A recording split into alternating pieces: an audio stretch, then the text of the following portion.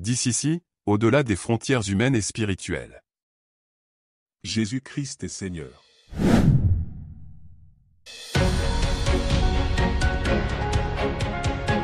Vous suivez un message pour toi avec l'apôtre prophète Sédek Emmanuel. Shalom bien-aimé dans le Seigneur, que la paix de Jésus-Christ soit ton partage. Je viens avec ce message pour toi intitulé « Comment hériter la bénédiction ». Alors beaucoup de personnes se posent la question de savoir comment est-ce que je peux hériter de la bénédiction, est-ce que je suis véritablement béni, est-ce que la bénédiction de Dieu m'accompagne ou est-ce que cette bénédiction se manifeste? La première réponse à cette question, c'est qu'une fois que tu es en Christ Jésus, tu n'es plus maudit, tu es béni. La Bible déclare « Béni soit Dieu le Père de notre Seigneur Jésus-Christ qui nous a bénis de toutes sortes de bénédictions spirituelles dans les lieux célestes en Christ. » Dans Galates chapitre 3, à partir du verset 7, voici ce qu'il est dit de toi. « Reconnaissez donc que ce sont ceux qui ont la foi qui sont fils d'Abraham. » As-tu la foi? Oui, tu es donc fils d'Abraham. Le verset 8 déclare « Aussi l'Écriture, prévoyant que Dieu justifierait les païens par la foi, a d'avance annoncé cette bonne nouvelle à Abraham, toutes les nations seront bénies en toi. » Verset 9 « De sorte que ceux qui croient sont bénis avec Abraham le croyant. » Est-ce que tu crois? Oui. Si donc tu crois, alors tu es béni avec Abraham le croyant. Je continue en disant au verset 13 « Christ nous a rachetés de la malédiction de la loi, étant devenu malédiction pour nous, car il est écrit, maudit est quiconque est pendu au bois, afin que la bénédiction d'Abraham eût pour les païens son accomplissement en Jésus-Christ, et que nous reçussions par la foi l'Esprit qui avait été promis. » Cela sous-entend que si Christ a été maudit pour toi, à partir de cet instant tu es béni. Au verset 26, il est dit, « Car vous êtes tous fils de Dieu par la foi en Jésus-Christ. » As-tu la foi en Jésus-Christ? Oui. Alors tu es déclaré fils de Dieu. Et si donc tu es fils de Dieu, tu ne peux pas être maudit, tu ne peux qu'être béni.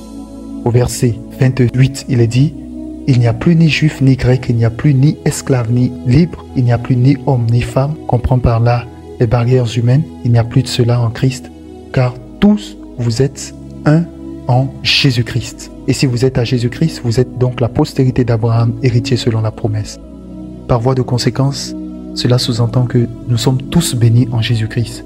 Que ce soit les hommes, les femmes, les juifs, les grecs, peu importe, toutes les nations de la terre sont bénies. Donc la bonne nouvelle, c'est que tu es béni en Christ. Et cette bénédiction est d'autant plus spirituelle que physique parce que nous l'avons lu. Béni soit Dieu le Père de notre Seigneur Jésus-Christ qui nous a bénis de toutes sortes de bénédictions spirituelles dans les lieux célestes en Christ. Ça veut dire tout simplement que non seulement tu es béni spirituellement en Jésus-Christ, mais par le biais de la foi en tant que fils d'Abraham et en tant que fils de Dieu, tu es également béni. Donc tu obtiens une double bénédiction spirituelle et terrestre. La preuve dans le principe de la bénédiction matérielle qui va découler dans le but de la richesse et tout cela, la Bible déclare dans Matthieu 6,33 de la bouche du Maître, « Cherchez donc premièrement le royaume de Dieu et sa justice et toutes ces choses vous seront données. » Toutes ces choses, c'est quoi? Ce sont les terres, c'est le travail, c'est le mariage, ce sont les amis, ce sont les parents, toutes ces choses, la richesse, tout ce que tu désires te sera donné. Mais cela doit être ta provision uniquement en ayant le cœur de Dieu. Avoir le cœur de Dieu, c'est avoir l'Esprit de Dieu imprégné en soi.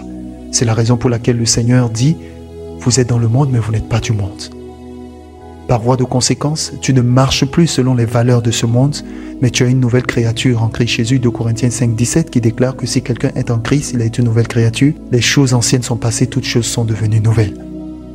Et donc, si toutes ces conditions sont réunies, d'office tu es béni.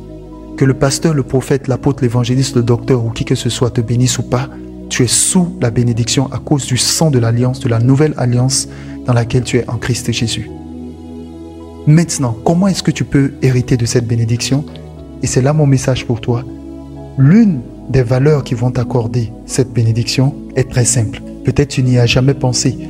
Mais avant tout, je vais te rappeler aussi 2 Corinthiens chapitre 9, le verset 8, qui dit ceci. « Et Dieu peut vous combler de toutes sortes de grâces. » Note bien ceci, toutes sortes de grâces. Afin que possédant toujours en toutes choses de quoi satisfaire à tous vos besoins, vous ayez encore en abondance pour toute bonne œuvre. Selon qu'il est écrit, il a fait des largesses, il a donné aux indigents, sa justice subsiste à jamais. Tu l'auras compris, Dieu peut te combler de toutes sortes de grâces, afin que possédant. Donc tu vas toujours posséder parce que tu es béni. L'abondance devient donc ton partage.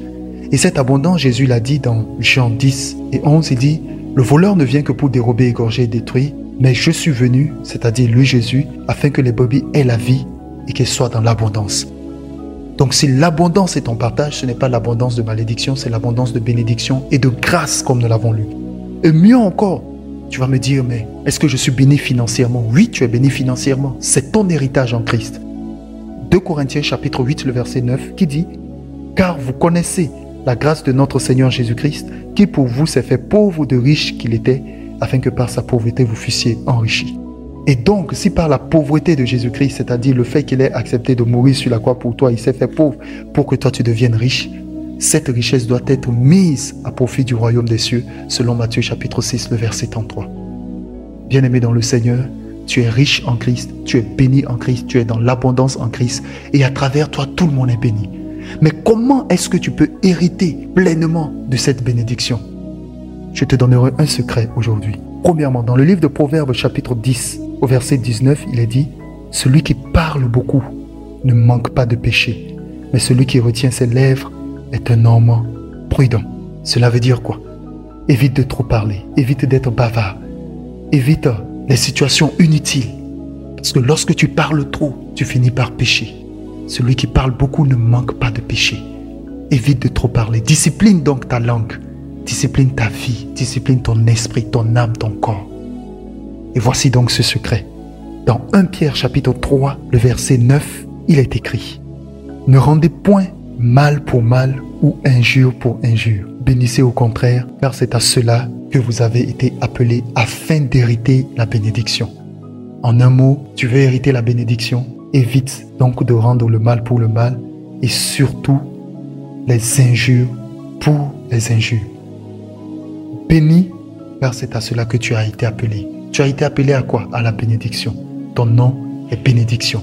Et le comportement d'une personne bénie, afin qu'elle soit dans l'héritage, c'est qu'elle ne doit jamais rendre le mal pour le mal, ni les injures pour les injures. Que Dieu bénisse ton âme, qu'il bénisse ta vie. Garde la foi en Jésus-Christ et retiens bien ce message. Ça te fera du bien. Qu'il en soit ainsi. Amen et Amen.